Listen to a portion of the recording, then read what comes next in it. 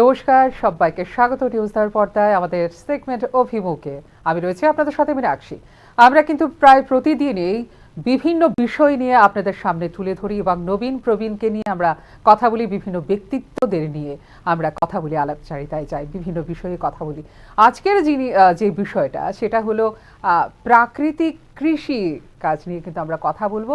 তার জন্য আমাদের আমন্ত্রণে সাড়া দিয়ে কিন্তু আমাদের স্টুডিওতে রয়েছেন ডক্টর উত্তম সাহা, যিনি যুগ্ম কৃষি অধিকর্তা, ত্রিপুরা রাজ্য প্রাকৃতিক কৃষি প্রতিষ্ঠানে এডি নগরের যিনি। কৃষি উন্নয়ন নিয়ে আমরা কিন্তু কথা বলবো, গবেষণা চলছে, এইসব নিয়ে কথা বলবো। স্যার, আপনাকে স্বাগত নিউজদার। নমস্কার। নমস্কার সবাইকে। প্রথমেই জানতে চাইবো আপনি কেমন আছেন? ভালো আছি, খুব ভালো আছি। অ্যান্ড ভালো সন্ধ্যায় আপনাদের সঙ্গে আছি এবং বিষয়বস্তুটা যেটা আপনি বললেন খুব তার প্রাসঙ্গিকতা আছে, এই জন্য আমি বাড়তি খুশিতে আছি। একদম। আমরা যারা অন্নদাতারা রয়েছেন, যারা কৃষি ভূমিতে কাজ করে যাচ্ছেন, জমিতে বৃষ্টিতে ভিজে কাজ করছেন, এদের জন্য আমাদের কিন্তু আজকের এই অনুষ্ঠানটা, এরা যাতে সমৃদ্ধ হয় এই বিষয়গুলো। সবাই রাজ্যের সমস্ত অন্নদাতাদের নমস্কার এবং আশা করব আপনারা এই বিষয়বস্তুটা নিয়ে একটু চিন্তা ভাবনা করবেন, আলোচনা হবে। আপনাদের সমস্ত প্রশ্নের উত্তর সময়ে সময়ে আমরা দিয়ে যাব, কিন্তু একটাই অনুরোধ থাকবে, এর প্রাসঙ্গিকতা নিয়ে আপনারা শুনুন, বুঝুন, প্রশ্ন করুন আগামী দিনে। একদম। প্রথমে আমি বলেছিলাম প্রাকৃতিক কৃষি, এই প্রাকৃতিক কৃষির প্রেক্ষাপটটা জানবো। খুব মূল্যবান প্রশ্ন করেছেন আপনি এবং যথেষ্ট প্রাসঙ্গিকতা নিয়ে বলতে হয় আমাকে। একটু পেছন দিক থেকে যদি আমরা শুরু করি, বিষয়বস্তুটা এরকম দাঁড়ায় যে বেশ ভালোই তো চলছিল অজৈব কৃষি। এবার অন্নদাতাদের উদ্দেশ্যে, যারা সাধারণ শ্রোতা তাদের জন্যে অজৈব কৃষিটা কি?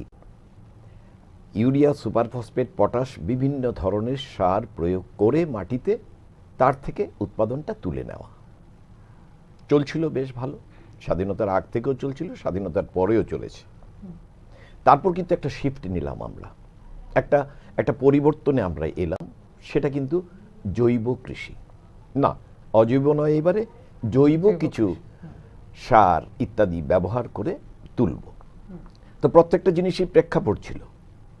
আপনাকে যদি আরেকটু পেছনে নিয়ে যাই, যখন বেঙ্গল ফেমাইন হলো, সেই সময় কিন্তু ভারতবর্ষ কৃষিতে একটা বিরাট জোর ধাক্কা খেয়েছিল এবং তখন রাষ্ট্রের সমস্ত বিজ্ঞানীরা চিন্তাভাবনা করেছিল যে যত কোটি মানুষই ছিল তো তখন সবার মুখে অন্ন জোগাতে হবে।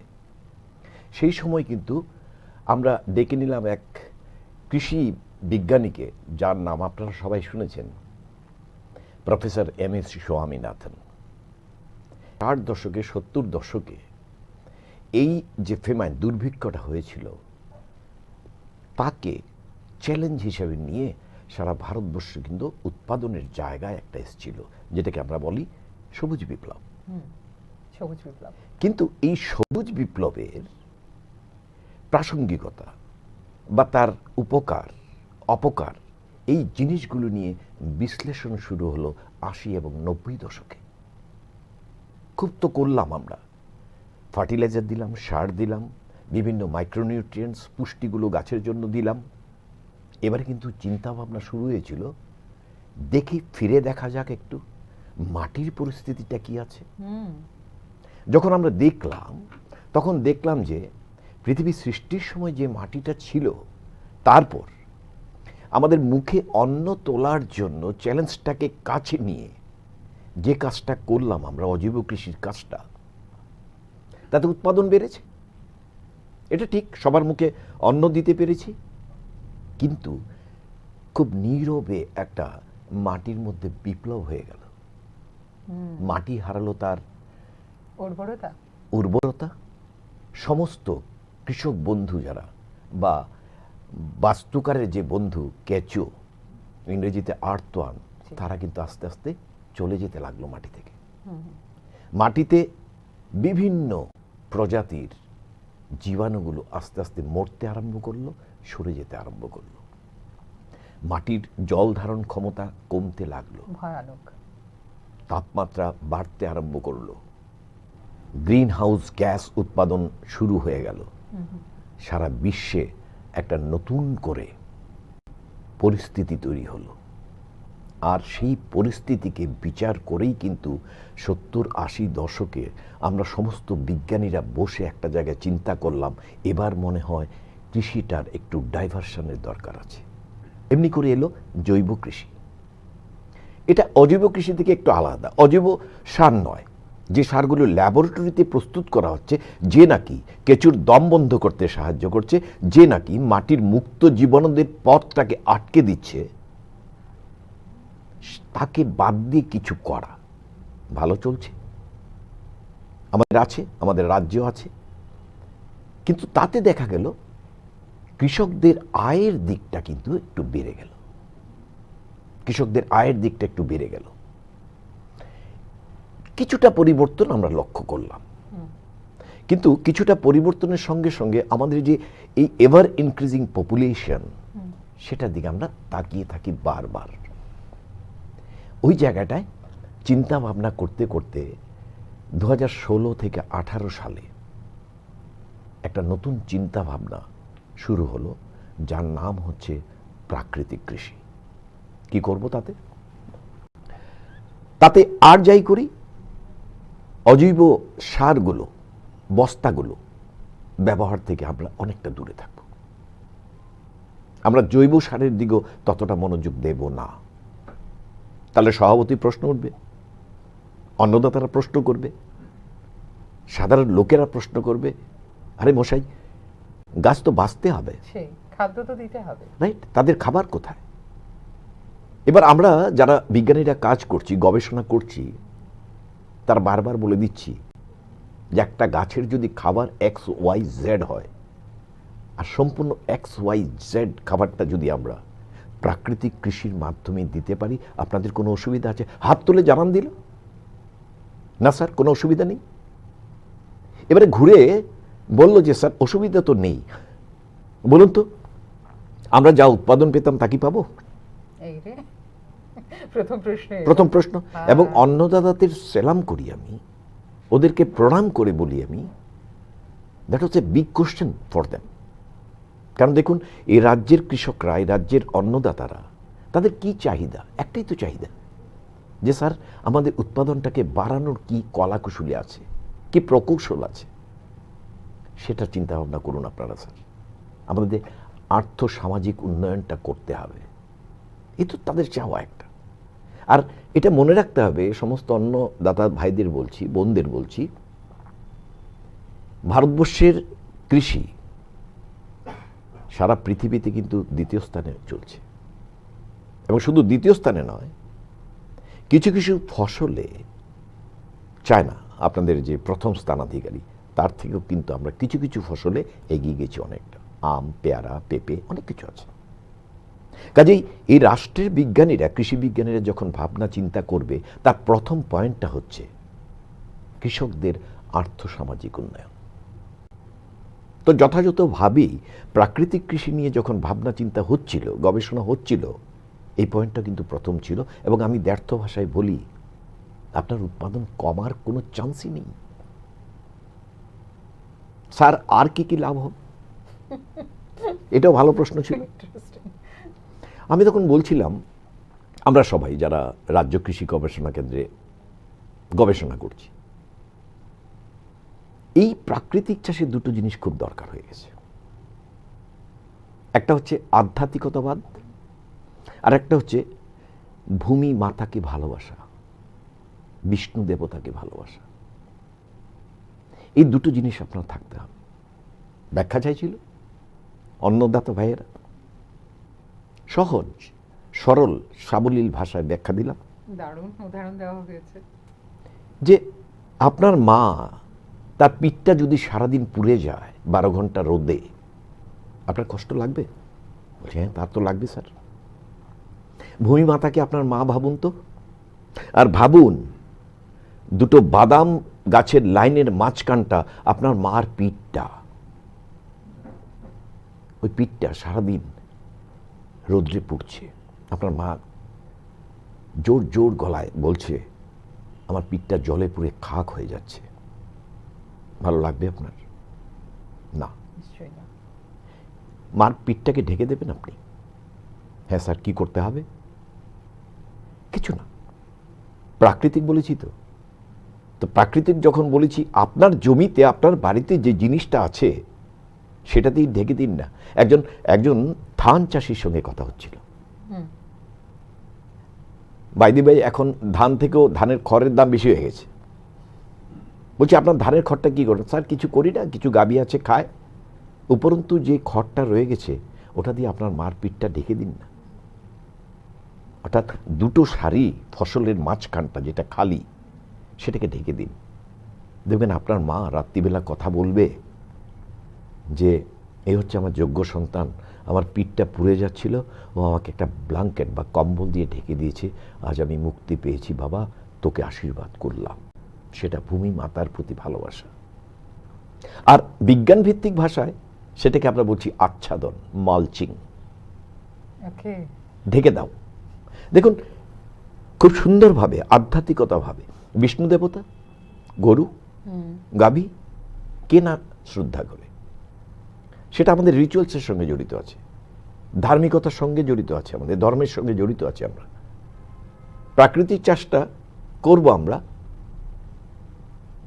গাভী, গরু, তাদের গোবর, গোচনা, বিভিন্ন ঔষধি গাছ, নিম গাছ, পেয়ারা গাছ, পেঁপে গাছ, আরও অনেক ওষুধি গাছ, এই সব কিছু মিলিয়ে আমরা তৈরি করব গাছের খাবার। এবার বলুন তো, ল্যাবরেটরিতে কোনটা প্রস্তুত করলাম আমি? কৃষকরা বলছে, হ্যাঁ স্যার, ওটা তো ভাবিনি কোনোদিন। সেই তো, ল্যাবরেটরিতে কিছু তৈরি করলাম না। আপনার বাড়িতে নিম গাছ আছে স্যার? 10টা নিম গাছ আমার বাড়িতে। নিম গাছ রাখি আমাদের শহরতলির বাড়িগুলিতে, যে বলছে নাকি নিমের হাওয়া ভালো, এইটুকু শুনেছেন? হ্যাঁ স্যার, শুনেছি। এবার নিমের হাওয়া ভালো কোন দিকে? বহু প্রাচীনকালে আমার মা তো গোবর ছিটা দিতেন বাড়িতে। তো গোবর ছিটা কেন দিতেন মা জানতেন না, শ্বশুররা বলেছে। মানে এটা চলে আসছে, সেই এটা রীতিটা মেনে চল, রাইট। কিন্তু কালক্রমে আমরা যখন বিজ্ঞানটাকে ঘাটলাম, দেখলাম যে না, কিছু না, গরুর গোবরের মধ্যে একটা হিউমিক অ্যাসিড থাকে, সেটা অপকারী সমস্ত পোকাদের মেরে দেয়, বাড়ির পরিবেশটাকে খুব হেলদি রাখে। তো এমনি করে চলছিলাম। এবার বলছি, যদি কারো দেশি গরু থাকে তাদের জন্য প্রাকৃতিক কৃষির একটা নতুন করে পয়েন্ট, আপনি বোনাস পয়েন্ট পেয়ে গেলেন। প্রশ্ন করছে, কেন স্যার জার্সি গরু দিয়ে হবে না কেন? আমি তখন বললাম, হবে না বলিনি, ভালো আর খারাপ আমরা বলি না, এই দুধটা সলিড দুধ, একদম জল মিশায়নি। দেখুন, অন্নদাতা ভাইদের উদ্দেশ্যে বলছি, আমার প্রথম দরকার হচ্ছে আমার ভূমি মাতাকে সুন্দর করে রাখা। ভূমি মাতাকে সুন্দর করে রাখার অর্থ কি জানেন তো? এই ভূমিতে যারা যারা বিদ্যমান, কেঁচো, আর্তওয়ার্ম, বিভিন্ন জীবাণুগুলো, তাদেরকে সুন্দর একটা বাসস্থানের জায়গা করে দেওয়া। আপনার যখন দেশি গরুর গোবরটা যাবে মাটিতে, তার মধ্যে লক্ষ কোটি জীবাণু আছে। তার তুলনায় জার্সি গরুর গোবরের মধ্যে পরিমাণটা একটু কম, এই জন্য বললাম ব্যবহার করা যাবে না বলিনি। দেশি গরুর গোবরটার মধ্যে মুক্ত জীবাণুর সংখ্যাটার আধিক্যতা বেশি। সেন্সাস করে দেখলাম, এ রাজ্যে যত দেশি গরু আছে, এই রাজ্যকে প্রাকৃতিক কৃষির একটা চাদর দিয়ে জড়িয়ে দেওয়া যাবে। এবং সবচেয়ে বড় কথা কি জানেন? আমাদের কৃষি ও কৃষক কল্যাণ দপ্তর, রাজ্যের মাননীয় কৃষি মন্ত্রী, এমনকি রাজ্যের মাননীয় মুখ্যমন্ত্রী যথেষ্ট যথেষ্ট গুরুত্ব দিয়ে এই কাজটাকে কিন্তু শুরু করেছে। এ রাজ্যও নয়, আমাদের স্বরাষ্ট্রমন্ত্রী থেকে আরম্ভ করে, আমাদের মাননীয় প্রধানমন্ত্রী থেকে আরম্ভ করে বারবার প্রাকৃতিক কৃষির কথা বলছে। এবং আপনাদের সবার জ্ঞাতার্থে বলি, বর্তমানে যিনি গুজরাটের মাননীয় গভর্নর আচার্য দেবব্রত, উনি কিন্তু এই প্রাকৃতিক কৃষির স্রষ্টা বলতে পারি আমরা। ইয়েস। এবং শুধু ওনার ব্যক্তিগত জমিতে নয়, হরিয়ানার গুরুকুলে ওনাকে বলতে পারেন he is the master of natural farming. আচ্ছা, এবং আপনাদের আশীর্বাদে, অন্যদের আশীর্বাদে আমাদের রাজ্য কৃষি গবেষণা কেন্দ্র থেকে আমরা 5 জন, হর্টিকালচার এবং নাগিছড়া 2 জন, আমরা 3 জন কুরুক্ষেত্র থেকে কিন্তু আমরা প্রশিক্ষণ দিয়েও এসেছি। সেখানে doctor Hariom, and he was the senior professor of Haryana Agriculture University. উনি সারা ভারতবর্ষে এখন প্রশিক্ষণের কাজটা করছে। আচ্ছা, যদি বলি যে রাজ্য কোন জায়গাতে আছে প্রাকৃতিক কৃষি, রাজ্য প্রথমবারের মতো করে আমরা 5,550 হেক্টর জমি বেছে নিয়েছি। শুরুটা কারা কারা ইনভলভড এখানে, ব্লক থেকে আরম্ভ করে, উপকৃষি অধিকর্তা থেকে আরম্ভ করে, আমাদের যুগ্ম কৃষি অধিকর্তা থেকে আরম্ভ করে, ডাইরেক্টর এগ্রিকালচার তথা district administration, that is TRLM, তথা কেভিকে কৃষি বিজ্ঞান কেন্দ্র, তথা রাজ্যের কৃষি বিশ্ববিদ্যালয়, কৃষি বিদ্যালয়, সবাই এটাতে যুক্ত আছে। আর সবচেয়ে একটা দারুণ জিনিস আপনাকেও শেয়ার করছি আমি, এই প্রাকৃতিক কৃষির কাজটা করার জন্যে মহিলাদের সিলেকশন করা হলো। তাই? Yes. কেন? এটা শুনলে অবাক হবেন সবাই। মহিলা এম্পাওয়ারমেন্ট নিয়ে, ওমেন এম্পাওয়ারমেন্ট নিয়ে আমরা কথা বলছি বিভিন্ন জায়গায়, তার একটা নীরব উদাহরণ কিন্তু এটা। কৃষি সখী তৈরি করা হলো। কৃষি সখী মহিলাদের কেন ইনভলভ করা? মহিলাদের এই জন্যে, দেখুন এখন বলতেই হয়, আপনার প্রশ্নটা যখন এসছে তাহলে তো আমি উল্টে বলবো যে রিসিপশনিস্ট মহিলা কেন। না, আমি কৃষি কাজের কথা বলছি। কৃষি এখানে কাজে ম্যাক্সিমামই কিন্তু পুরুষ লোকেরা রাইট, জমিতে কাজ করে। মহিলারা সবসময় সফট আমাদের সংস্কৃতিতে, প্রাকৃতিক কৃষিও সফট। ওয়াও, গোবর, গোচনা, বেসন, গুড় দিয়ে আমরা কাজ, ল্যাবরেটরির তীক্ষ্ণ সমস্ত পদার্থ নিয়ে আমরা কাজ করি না। আর আমরা ভেবেছি এই মহিলা ক্ষমতায়নের যুগে তাদেরকে একটু এগিয়ে নেওয়া যেতে পারে। আর যেহেতু তারা মাতৃতান্ত্রিক যুগের একটা ধারক ও বাহক, তারাই পারবে মায়ের যন্ত্রণাকে আরো বেশি কাছে থেকে, সন্তানের যন্ত্রণাকে আরো কাছে থেকে বেশি বুঝতে পারবে। এবং আপনি বিশ্বাস করবেন না, 5,550 হেক্টর জমির জন্যে আমরা 222 জন কৃষি সখী নির্বাচিত হয়ে গেছে। আচ্ছা, হ্যাঁ, তারা কাজ করবে। তারা কোথায় কাজ করবে? সরাসরি কৃষকদের সঙ্গে কথা বলবে। তারা কোত্থেকে জানলো? ত্রিপুরা রাজ্য প্রাকৃতিক কৃষি প্রতিষ্ঠানে সবাইরা, বিভিন্ন ডিস্ট্রিক্টে সবাইরা 5 দিনের ট্রেনিং, আচ্ছা, কর্মশালা করা হয়েছে। আচ্ছা আচ্ছা। এবং আমি শেয়ার করছি অন্নদাতাদের, যাদের এখানে প্রাকৃতিক কৃষির জমি নেওয়া হয়েছে, নির্বাচিত হয়েছে, প্রতি 50 হেক্টর জমির জন্য 2 জন করে কৃষি সখী আছে। আপনাদের কাছে যাবে, আপনাদের যত সন্দেহ আছে, যত রকমের প্রশ্ন আছে, তার উত্তর কৃষি সখীরা দেবে প্রাথমিক পর্যায়ে। এবার এখানে আমার একটা প্রশ্ন আছে। প্রশ্ন হলো যে এইভাবে প্রাকৃতিকভাবে মাকে পরিচর্যা করা হবে, মাটিকে পরিচর্যা করা হবে, কৃষি উৎপাদনে বাড়বেও উৎপাদনটা, অন্নদাতাদের লাভও হবে। এখানে আমরা দেখি যে কোনো একটা গাছ লাগানো বা বাড়ির টবে যদি আমরা একটা কাঁচা লঙ্কা গাছ বা বেগুন গাছ বা যেটাই করি, আমরা অনেক সময় করে থাকি আমাদের ইয়ের মধ্যে, বারান্দায় বা করিডোরে যদি আমরা করি, তখন দেখা যায় বিভিন্ন পোকামাকড় ধরে। এবার সেখানে গিয়ে আমরা কোনো একটা ঔষধের স্প্রে করি বা কিছু একটা, মানে এটা পরিচর্যা করার জন্য এটা করি। এবার এই যে প্রাকৃতিকভাবে যে পরিচর্যা করা হচ্ছে, সেখানে কি পোকামাকড় মরবে, নষ্ট হবে? আরেকটা ভালো প্রশ্ন করলেন। আমার তো মনে হচ্ছে যে আমি আরেকজন কৃষি বিজ্ঞানীর সঙ্গে কথা বলছি। Very nice. খুব সহজ, উত্তরটা খুব সহজ। আমি একটা ছোট্ট গবেষণালব্ধ উদাহরণ থেকে আপনাকে উত্তরটা দিচ্ছি। আমাদের রাজ্য কৃষি গবেষণা কেন্দ্রে কদিন আগে বরবটি, আপনারা নাম শুনেছেন, বরবটি গাছের পাতায় এফিড বা জাপ পোকা আক্রমণ হয়েছে। জাপ পোকা, ওরা গাছের পাতার পেছন দিকে থাকে, শাক করে রসটা খেয়ে ফেলে। সবুজ রসটা খেয়ে ফেলে মানে কি, তার ফটোসিনথেসিস হবে না। অটোমেটিক্যালি গাছ খাদ্য শুকিয়ে তৈরি করতে যাবে। পারবে না। তো আমাদের বিজ্ঞানীরা কি করলো, প্রাকৃতিক কৃষির বিভিন্ন উপাদান দিয়ে একটা ওষুধ তৈরি করলো, এটার নাম হচ্ছে নিমাস্র। অর্থাৎ নিম পাতাকে গরম করে তার নির্যাস নিয়ে তার সঙ্গে গরুর চনা থেকে আরম্ভ করে গোচনা থেকে আরম্ভ করে ইত্যাদি দিয়ে তৈরি করা হলো, আমরা আচ্ছা। স্প্রে করলাম। আচ্ছা। দেখুন, আমি বারবার বলছি, প্রাকৃতিক কৃষি কিন্তু রাজ্য কৃষি গবেষণা কেন্দ্রে প্রতিটি দিন গবেষণার কাজও চলছে।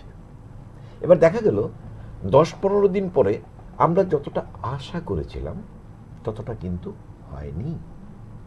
এবারে কথায় বলে না যে যখনই আমরা ডক্টরের কাছে যাই, প্রাথমিক পর্যায়ে এটা দিয়ে কাজ হলো না, তখন ওনারা চিন্তা করে যে সেকেন্ড ডোজ, সেকেন্ড সাবস্টিটিউট কি আছে।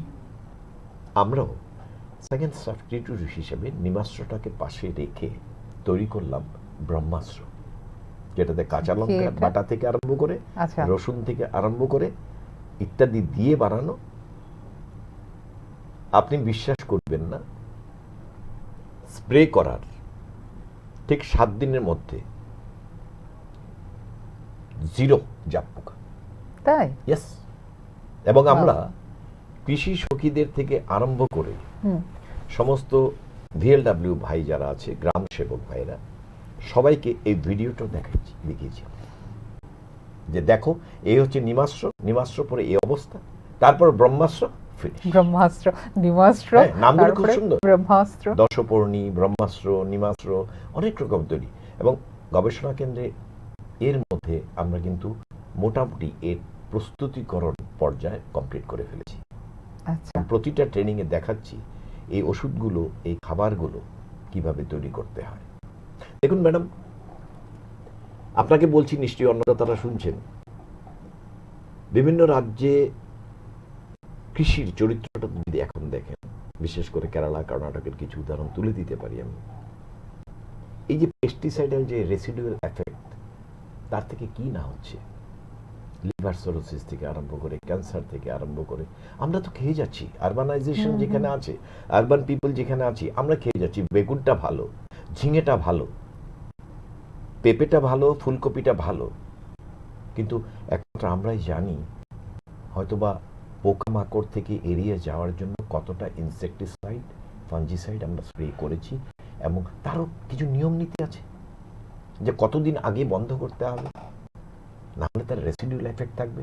এবং তার শিকার হচ্ছে ভারতবর্ষের বুকে লক্ষ লক্ষ বাচ্চা থেকে আরম্ভ করে যুবারা। মানে সার খেয়ে পুরো অসার হয়ে যাচ্ছে আমাদের শরীর। আমাদের শরীর। এবার প্রশ্ন সভাপতি আসছে, আজকে আমি আছি, কালকে নেই, আমার নতুন প্রজন্মকে কি উপহার দেওয়া যেতে পারে কৃষি ক্ষেত্রের প্রাসঙ্গিকতায়? একটা সুস্থ শরীর দিতে পারি আমরা। একটা শরীর দিতে পারি, যেটাকে আমি ভূমি মাতা বলেছি। মাটাকে বাঁচিয়ে রাখি না। এমনিতে তো মা বাড়িতে থাকা, বাবা বাড়িতে থাকা মানে এটা বট গাছ। ঠিক তাই। তো সবার কাছে বলছি, আমরা ক্যালেন্ডার বানিয়ে সবার কাছে বলছি যে চলুন ভূমি মাতাকে বছরের পর বছর স্বাস্থ্যবতী হিসেবে রাখি। উনি স্বাস্থ্যবতী মানে আপনার কৃষির জন্য কোনো চিন্তা থাকলো না, আপনার আর্থ সামাজিক উন্নয়নের জন্য কোনো চিন্তা থাকলো না, আপনার উৎপাদনের জন্য কোনো চিন্তা থাকলো না, কিন্তু আপনি পরবর্তী প্রজন্মকে দিয়ে গেলেন একটা সুস্থ সুন্দর পৃথিবী। ম্যাডাম, ঠিক, আজকের দিনে কিন্তু বিজ্ঞানীদের একটাই চাওয়া, এই যে আপনি বলছেন অত্যধিক গরম, দেখুন না ত্রিপুরা রাজ্যের অবস্থা, বৃষ্টি হচ্ছে কিন্তু যখন দরকার তখন নেই, ঠিক, পুরো পাল্টে আর যখন যাচ্ছে। দরকার নেই তখন দরকার। That is climate change. একদম। বিজ্ঞানীরা বসে নেই। এবার বিজ্ঞানীরাও ক্লাইমেট চেঞ্জকে চ্যালেঞ্জ হিসেবে জানিয়ে ক্লাইমেট স্মার্ট এগ্রিকালচার বার করে দিয়েছে। যে টমাটো তুমি একটু বৃষ্টি হলে মরে যাবে, এমন জাত বার করে দেব তুমি বৃষ্টির সময় আনন্দ পাবে, এবার ফুলে ভেবে উঠবে। ফুলে ফেটে উঠবে। এখন যেটা ম্যাডাম সবচেয়ে বেশি দরকার, এই রাজ্যের আপনি চুরাইবাড়ি থেকে আরম্ভ করে যদি পশ্চিম ত্রিপুরা জেলার আগরতলা পর্যন্ত দেখেন, আমাদের রাজ্য গবেষণা কেন্দ্রে মাটির চরিত্রটা আমাদের মুখস্থ। অন্নদাতাদের বলছি, কেমন আছে আমাদের ত্রিপুরা রাজ্যের মাটি? মাটি খুব একটা ভালো নেই, তাও বলবো 28-29টা রাজ্যের মধ্যে আমাদের মাটিটা এখনো বেঁচে আছে, তাকে স্বাস্থ্যবান করতে হবে। মানে বেঁচেই আছে। বেঁচে আছে। এবার বলবেন সাধারণত অন্নদাতারা বলে যদি বেঁচে আছে, রোগাক্রান্ত অবস্থায় আছে, ফুলকপি কি করে তুলছি, বাঁধাকপি কি করে তুলছি। আমি তখন বলছি তো এগুলো তো স্টেরয়েড চলছে, অসাড় হচ্ছে খেয়ে খেয়ে, স্টেরয়েড হচ্ছে, আস্তে আস্তে আমার বডিটা শেষ শেষ করে দিচ্ছে। এটা আমার কথা নাই, স্বরাষ্ট্রমন্ত্রী নিজে বলছেন যে ওনার অবসরের পর উনি বেদ, গীতা, উপনিষদ পড়বেন আর ফাঁকে উনি প্রাকৃতিক কৃষি করবেন। বাহ। এবং আমাদের মাননীয় প্রধানমন্ত্রী পরিষ্কার ভাষায় বলে দিয়েছেন there is no way out to combat the insect, pest, etc. There is the only way, that is the natural farming. এইভাবে মানে আমাদের যে মাটির যে অবস্থা, ত্রিপুরা মাটির স্যার বলছেন যে মাটির মা বেঁচে আছেন, শুধু বেঁচে থাকলে হবে না, সুস্থ সবল শক্তভাবে বেঁচে থাকতে হবে।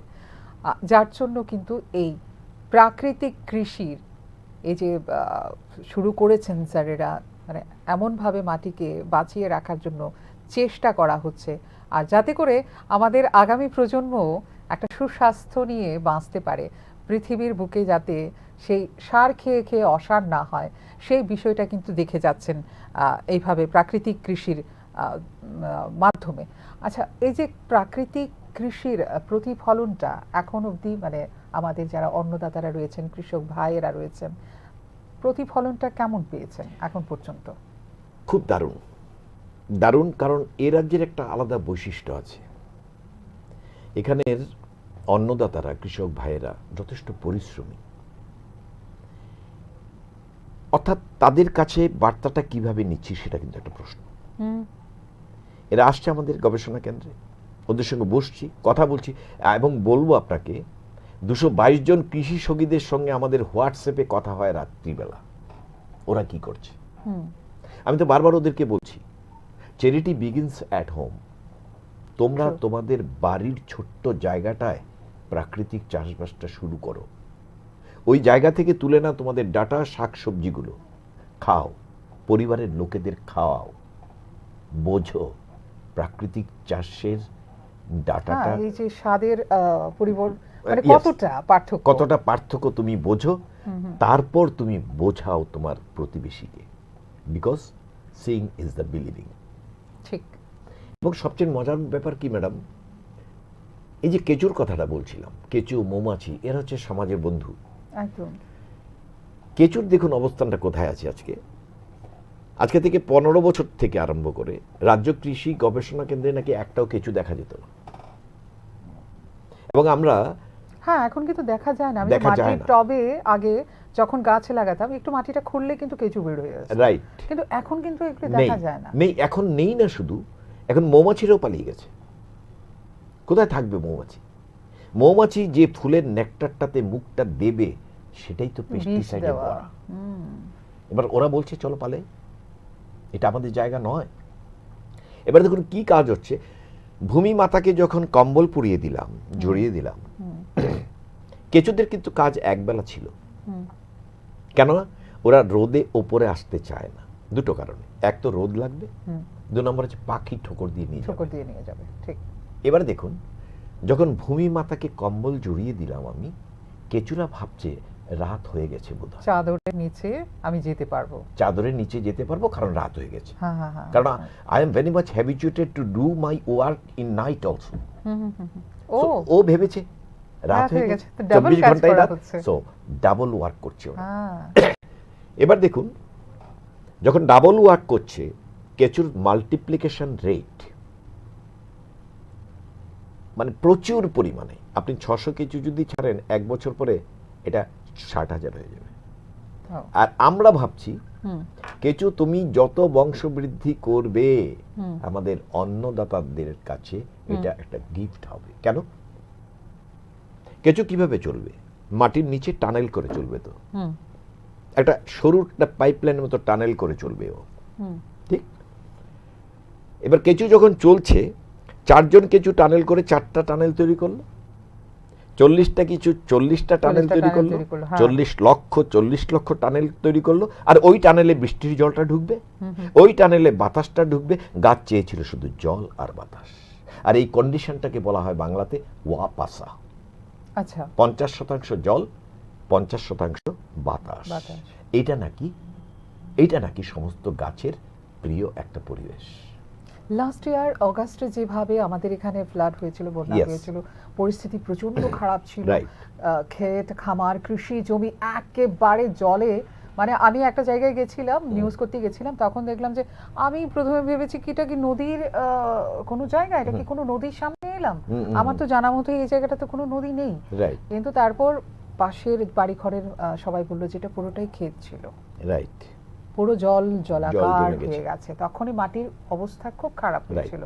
আপনাদের যে কাজটা, যে আপনার যে প্রাকৃতিক কৃষির যে বিষয়টা আপনারা শুরু করেছেন, এটা কবে থেকে আপনাদের মাথায় এলো এবং কবে থেকে ত্রিপুরা রাজ্যে শুরু করেছেন? ত্রিপুরা রাজ্যে 2024 নয়, আমি বলবো ত্রিপুরা রাজ্যে 2017-18তেই কাজটা শুরু হয়েছিল প্রাথমিকভাবে, বাট ছড়ায়নি ছড়ায়নি ততটা। হ্যাঁ। বাট 2024-এর শেষের দিকে এই কাজটা সারা ভারতবর্ষ ব্যাপী শুরু হয়ে গেল।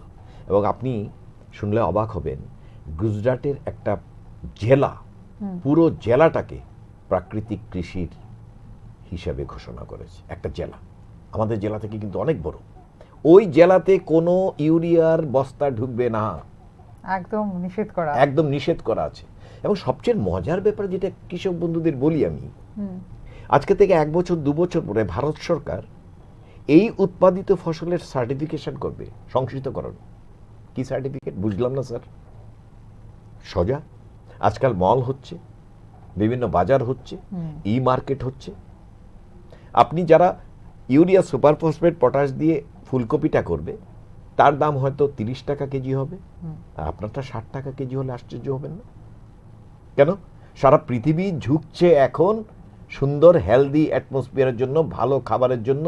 ম্যাডাম, আপনাকে আমি বলি, অন্নদাতাদের বলি, ভারতবর্ষে যা খাবার আছে এখনো আগামী 2 বছর খাওয়াতে পারবে সবাইকে। সেটাকে বলা হয় ফুড সিকিউরিটি। বাট আমরা দৌড়াচ্ছি এখন পুষ্টির সিকিউরিটি নিয়ে, নিউট্রিশনাল সিকিউরিটি নিয়ে। এই দুটোর পার্থক্যটা কিন্তু বুঝতে হবে আমাদের। খাবার আছে আমাদের, দেখতে হচ্ছে এই পুষ্টির সিকিউরিটিটা আছে কিনা। তার একমাত্র রাস্তাই তো ন্যাচারাল ফার্মিং। আপনি যেটা খাবেন সেটাই তো নিউট্রিশনাল সিকিউরিটি। কারণ আপনি শিওর, ড্যাম শিওর আপনার লিভার ঠিক থাকবে, আপনার ক্যান্সার হবে না, বিভিন্ন রোগগুলি হবে না আপনার। এবং সবচেয়ে আরও মজার ব্যাপার কি, আমরা যখন প্রশিক্ষণে গেছিলাম, প্রশিক্ষণ থেকে এসছি, 5 মাস পরে রাজ্য কৃষি গবেষণা কেন্দ্রে, 5 মাসের মধ্যে, যেই নাকি 15 বছরে আমরা দেখিনি, 5 মাস পরে আমরা আমাদের রাজ্য কৃষি গবেষণা কেন্দ্রের বিভিন্ন প্লটে কেঁচু দেখতে আরম্ভ করি। জানেন আপনারা, আমরা রাজ্য কৃষি গবেষণা কেন্দ্রের সমস্ত বিজ্ঞানীরা সেলিব্রেট করেছিলাম লাড্ডু খেয়ে। 15 বছর পর আমরা এই মাটিতে কেঁচু দেখতে পেলাম।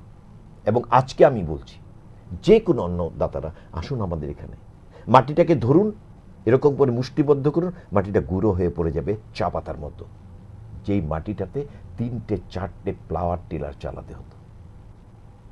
মাটি গুঁড়ো হয়ে যাচ্ছে মানে কি জানেন তো? আমরা এগুচ্ছি, ঠিক তাই, আমরা এগুচ্ছি। কেঁচু দেখা গেছে মানে জানেন তো? আরম্ভ হয়ে গেছে ওদের আনাগোনা। নেমন্তন্ন করেছিলাম তো ওদেরকে। মৌমাছি রেখেছি, বিভিন্ন বি হাইভস। কেন? আমি যখন এই ত্রিপুরার বিভিন্ন প্রান্তে যাই, বলছে স্যার কাকরোলের ফুল ঝরে যাচ্ছে, ঝিঙের ফুল ঝরে যাচ্ছে, উচ্ছের ফুল ঝরে যাচ্ছে। ঝরবে তো, ওখানে তো নেই কিছু। নেকটারে মুখ দিয়েছিল, দেখে যে ঔষধ, এবার তো ঔষধ নেই। এবারে একটা মৌমাছি এখান থেকে ফুল নিয়ে, রেণু নিয়ে ওখানে করছে। ন্যাচারাল হচ্ছে, ফুল আর ঝরছে না। এটাকে অ্যাবর্শন বলা হয়, ফ্লাওয়ার অ্যাবর্শন। বন্ধ, স্টপ। এবং গর্জনমুড়া এলাকার একজন কৃষক, যিনি নাকি রাষ্ট্রপতি পুরস্কার পেয়েছিলেন, উনি বলছেন যে স্যার আমার 24খানা বি হাইভস আছে, শুধু আমার বাড়ির নয়, এ এলাকার 2 থেকে 3 হেক্টর জমির কৃষকরা বলেছে এখন আর ঝিঙে আর উচ্ছের ফুল পড়ে না, ফুল ঝরে যায় না। না। এই মানে এই সংবাদগুলি আমি দিতে চাইছি অন্নদাতাদের। আমাদের আসলে ভারতবর্ষে আমরা যদি আমরা আয়ুর্বেদিক ভাবে কিন্তু আমরা ভীষণ সমৃদ্ধ, কিন্তু তারপরেও কিন্তু আমরা উপরের দিকে যেতে গিয়ে যে নিমিষে আমাদের জ্বরটা শেষ করে দেবো, ওই বিষয়টা করতে গিয়ে আমরা কিন্তু অনেকটা এগিয়ে যাচ্ছিলাম। সায়েন্স এগিয়ে যাওয়া ভালো, আর প্রাকৃতিক কৃষিটাও কিন্তু সায়েন্টিফিক্যালি করা হচ্ছে, একদম একদম সায়েন্টিফিক্যালি করা হচ্ছে। আর সে আমাদের পৃথিবীর মাটিতে বা আমাদের মাটির উপরে যা যা আছে প্রাকৃতিক জিনিস নিয়ে সবকিছু করা হচ্ছে। আমরা আসলে যদি আমরা মাটিটাই ছেড়ে দেই, বিদেশের মাটিতে চাকরি করতে যাই, ঠিক আছে, টানে কিন্তু মাটি, কয়েক বছর থাকি বিদেশে, তারপরে কিন্তু মাটির টানে। আর সেই মাটির টানটাই হলো আমাদের এই প্রাকৃতিক কৃষিটা, ওদের যা যা ইউজ করা হচ্ছে, যা যা ব্যবহার করা হচ্ছে, লোকালাইজড। আপনার কাছে যা আছে, আপনার বাড়িতে যা আছে, খরচও তো কমে গেল। না, খরচ কমলো মানে কি, আমি যদি আপনাকে এখন স্টেট লেভেলে পরিসংখ্যানটা জানাই, খরচ 25 থেকে আরম্ভ করে 52% অবধি কমে। উৎপাদন 1.5 থেকে 2 বছর পরে 50 নয় 72% নোটিস করা গেছে উৎপাদন বাড়তি। এবং আমরা সংখ্যাতত্ত্বের হিসাবে মাটি পরীক্ষার ভিত্তিতে গত 6 মাসে দেখেছি অর্গানিক কার্বন আমাদের 0.3 বেড়ে গেছে। বাহ, কার্বন সিকোয়েস্টেশন বলা হয় এটা। আপনারা জানবেন কার্বন ক্রেডিট হচ্ছে, কার্বন ডাইঅক্সাইড বিক্রি হচ্ছে গ্যাসের সিলিন্ডার মতো করে। আমি কৃষকদের বলছি, দিনটা আসবে হয়তো আমরা থাকবো না, আপনারা চালাবেন এই রাজ্যটাকে, আপনারা চালাবেন, কার্বন ডাইঅক্সাইড বিক্রি করবেন আপনারা। কার্বন, বাতাসে কার্বন আছে, বাতাসে কার্বন আছে 78%। কে ধরে? কে ধরবে এবার? আমি ধরবো, আমি ধরবো, আপনি ধরবেন। কিভাবে ধরবেন? এমন সব গাছ লাগাবো আমরা, শিম্বি গোত্রীয় গাছ বলে এটাকে, ডাল, বাদাম ইত্যাদি। এদের রুটের মধ্যে, মূলের মধ্যে এমন একটা ক্ষমতা আছে, এরা সরাসরি বাতাসের নাইট্রোজেনকে টেনে মাটিতে পুঁতে দেবে। আর ভেরি সিম্পল, নাইট্রোজেন মানে কি? ইউরিয়া। বস্তাটা এর জন্য বাদ দিয়েছিল, এবার বস্তার খরচটা কমে গেল। 3-4টে বস্তার খরচ নেই। মাকে ঢাকবো, এই সমস্ত গাছগুলি লাগাবো, কেঁচুকে ইনভাইট করব, মুক্ত জীবাণুদের ইনভাইট করবো। অনেকে আবার একটা মজার প্রশ্ন করছে, স্যার কেঁচুগুলি মরে গেলে, জীবাণুগুলি মরে গেলে, আমি বলছি তাতেও লাভ। বলছে কিরকম লাভ? আমি, কেঁচু কি খায়? বলছে মাটি। কেঁচুর রেচনটা কি? বলছে মাটি। নো, কেঁচুর রেচনটা সার। এবার কিছু জীবাণু যদি মরে যায়, ওটাও ডিকম্পোজিশনে সারই করবে। হ্যাঁ, কিন্তু প্রাকৃতিক সার, প্রাকৃতিক সার এটা হচ্ছে। আর প্রত্যেকটা জীবাণু, এবং দেখুন যেটা ক্লাইমেট চেঞ্জ হচ্ছে, সেটা যে এই মিথেন গ্যাস ইত্যাদিগুলো হচ্ছে, প্রাকৃতিক কৃষির মাধ্যমেই এই সমস্ত গ্যাসের পরিমাণ আস্তে আস্তে আস্তে আস্তে কমতে থাকবে। এবং আপনি বিশ্বাস করবেন, হরিয়ানাতে প্রতি মাসে 3 থেকে 4 ফুট পর্যন্ত জলের লেভেল নিচে চলে যাচ্ছে। Haryana, Punjab, that is the north western part of India, that is the rice and wheat bowl of India. এরা বলছে এইভাবে যদি চলে, আগামী 50 বছর পরে ধান এবং গম খাওয়া ভারতবাসীর পক্ষে একটা অভিশাপ হতে পারে। জলের লেভেল কোথায় চলে গেছে? যাবে তো, কিছু নেই তো, জীবাণু নেই তো, জল তো চলে যাচ্ছে। এবার যখন এই কালচারটা শুরু হয়ে গেল, আস্তে আস্তে দেখা গেল কর্ণাটক থেকে আরম্ভ করে, গুজরাট থেকে আরম্ভ করে, আর আমি তো আমার জায়গায় দেখলাম যে জলের লেয়ারও উঠছে, জলের লেয়ার উঠছে, বাতাস। আপনি ম্যাডাম, আপনাকে নিমন্ত্রণ করছি আমি, আপনি আসুন রাজ্য গবেষণা কেন্দ্রে, মোমো ছেড়ে কিরকম খেলছে দেখবেন। একদম আসবো। এবং সমস্ত অন্নদাতাদের বলছি আমি, আপনারা আসুন, দেখুন, বুঝুন। কার সঙ্গে আজকে কথা বলছি? একজন বিজ্ঞানী, একজন অ্যাস্ট্রোলজার। মানে অ্যাস্ট্রোলজার কেন বলেছি? প্রাকৃতিক কৃষির ভবিষ্যৎটা ত্রিপুরা রাজ্যে কেমন হচ্ছে? আমি ভারত ছাড়লাম, ত্রিপুরা রাজ্যের ভবিষ্যৎটা কি হচ্ছে প্রাকৃতিক কৃষির, এই লাস্ট এই বার্তাটা দিয়ে আমাদের আজকের অনুষ্ঠানটা শেষ করব। সোজা সাপটা একটা বার্তা দেব। মাত্র শুরু করেছি, 6 মাস হয়েছে। রাজ্যের কৃষি ও কৃষক কল্যাণ দপ্তর আমাদেরকে স্টেট নোডাল ইনস্টিটিউশন ঘোষণা করেছে। পুরো স্টেটের দায়ভার আমরা নিয়েছি। এবং আপনাকে বলি, কৃষি সখীদের মোবাইল হোয়াটসঅ্যাপ পরিচালনা করার, অ্যাওয়ারনেস করার, তাদের জন্য আর্থিক সহায়তা আছে, তাদের একটা রেমিউনারেশন আছে। এবং already government of India Tripura রাজ্যকে কমপক্ষে 1 থেকে 5-এর মধ্যে রেখেছে আমাদের ডেভেলপমেন্ট দেখে ওরা। Wow. 1 থেকে, যে Tripura is just going ahead. এবং সবচেয়ে মজার কথা বলে আজকে শেষ করব, আপনি যে কোনো জেলায় যাবেন, যে কোনো মহকুমাতে যাবেন, গিয়ে বলবেন শুধু খালি এখানের কৃষি সখী কারা, এখানের টিআরএলএম গ্রুপ কারা কাজ করছে, কৃষি বিজ্ঞান কেন্দ্রে প্রাকৃতিক কৃষির ব্যাপার স্যাপার কি আছে, জীবামৃত, ঘনজীবামৃত, বীজামৃত, নিমাশ্র, ব্রহ্মাস্ত্র, দশবর্ণী, এই টার্মিনোলজিগুলি ওরা চেনে কিনা। তৎক্ষণাৎ উত্তর দেওয়া মানে এই রাজ্য প্রাকৃতিক কৃষির জন্য চলছে। ম্যাডাম, লাস্ট কথা বলে শেষ করবো আজকে, যে পূর্বপুরুষেরা ধুতি পাঞ্জাবি পরতেন, তারপর প্যান্ট শার্টে এলেন, তারপর জিন্স পরতেও আরম্ভ করলাম, প্রথমে টেরিকটের কাপড়ের, তারপর সুতির কাপড়ের, সবটাই চলবে ম্যাডাম। কিন্তু লক্ষ্য একটাই, কৃষক ভাইদের একটা কথাই বলবো, পৃথিবী যদি থাকে সব থাকবে, নতুন প্রজন্মকে তুমি দিয়ে যাও একটা সুন্দর পৃথিবী। এটাই হয়তো এ রাজ্যের আমাদের পক্ষ থেকে, আমাদের কৃষি ও কৃষক কল্যাণ দপ্তরের পক্ষ থেকে, চলুন আমরা সবাই মিলে প্রাকৃতিক কৃষিকে আরও বেশি দূর পর্যন্ত নিয়ে যাই। এই রাজ্যকে ভারতবর্ষের কৃষি মানচিত্রে একটা নতুন জায়গা করে দিই, সবাই মিলে হাসি, সবাই মিলে একটা স্বাস্থ্যবান পরিবেশ তৈরি করে দিই। নমস্কার। আমি স্যারের মধ্যে আমি অনেকগুলো গুণ দেখলাম। সেই চিকিৎসা শাস্ত্র যদি বলেন, বৈজ্ঞানিকভাবে জমিকে কিভাবে উর্বর করা যাবে, জমিকে কিভাবে সুস্থ রাখা যাবে, সঙ্গে সঙ্গে আবার কিন্তু যে আমাদের আগামী প্রজন্ম, পৃথিবীর যে আগামী প্রজন্ম যারা আছে, তাদেরকে কিভাবে সার না খাইয়ে কিভাবে সুস্থ সবল রাখা যায়, মাকে কিভাবে সুস্থ রাখা যায়, মানে মাটিকে কিভাবে সুস্থ রাখা যায়, সাথে সাথে কিন্তু আবার সেই ভবিষ্যৎবাণীও যে কি হতে চলেছে আজকে আমাদের ত্রিপুরার মাটি বা ভারতবর্ষের মাটি কি হতে চলেছে, যদি প্রত্যেকটা স্টেটে যদি এইভাবে কাজ করে যায়, প্রাকৃতিক কৃষি করে যায়, তাহলে কিন্তু আমাদের দেশও উন্নত হতে থাকবে, আর আমাদের যারা অন্নদাতা ভাইরা রয়েছেন তারাও কিন্তু উন্নতির পথে চলবেন। আর সঙ্গে সঙ্গে শেষে যে বার্তাটা দিলেন, এত অসাধারণভাবে তিনি বার্তাটা দিলেন, মানে একটা কবিরও একটা ভাব দেখলাম। বসবো একদিন স্যারের সঙ্গে, একদম, সেই একদম, কবির একদম। ভাবটা আমি কিন্তু পেয়ে গেছি, হয়তো আরেকদিন আপনার সঙ্গে আমি এই বিষয়টা নিয়ে বসবো। একদম একদম আর একদম কৃষি বিভাগের যা যা জানার আছে আমরা একদম। প্রায়শই আপনাকে নিয়ে বসবো, আমরা জানতে চেষ্টা করব। একদম। আমাদের যারা ভাইয়েরা বোনেরা রয়েছেন, সখীরা রয়েছেন, তাদের সঙ্গেও কিন্তু আমরা ভাগ করে দেব, যাতে তারাও সমৃদ্ধ হয়, সাথে সাথে আমরাও সমৃদ্ধ হই। আমি তো একটা অনুরোধও করব, আপনারা এত সুন্দর একটা প্রয়াস নিয়েছেন, এই রাজ্যে প্রাকৃতিক কৃষিতে যারা কাজ করছে, কৃষি সখীরা, আমাদের বোনেরা 222 জন, তাদেরকে নিয়েও আপনারা অনুষ্ঠান করতে পারেন। একদম কারণ একদম আমার ঘুরছে মাথায় যেটা। আমরা কৃষি বিজ্ঞানের এখন টকবুক করছি, বাহ, আমরা এটা করেই ছাড়বো। কেননা রাজ্য সরকার চাইছে, চাওয়া পাওয়ার ব্যাপারটা যদি আমি পেছনে রাখি, এইটুকু তো বুঝি যে সময় হয়েছে নতুন খবর আনার, আর নতুন খবরটা হচ্ছে একটা সুন্দর স্বাস্থ্যবান পৃথিবী। বাহ, ট্যাগলাইনটা বেশ হয়েছে। অসংখ্য ধন্যবাদ আপনাকে, এতটা সময় নমস্কার। আমাদের দিয়েছেন। Thank you. আবারও চাইবো আপনাকে আমাদের স্টুডিওতে।